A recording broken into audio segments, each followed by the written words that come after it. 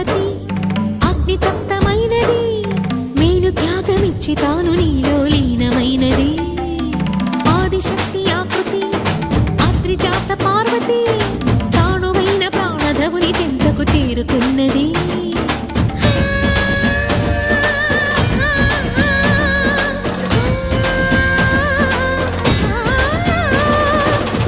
భువికి తరలించేలా ధరణి దివిని తలపించేలా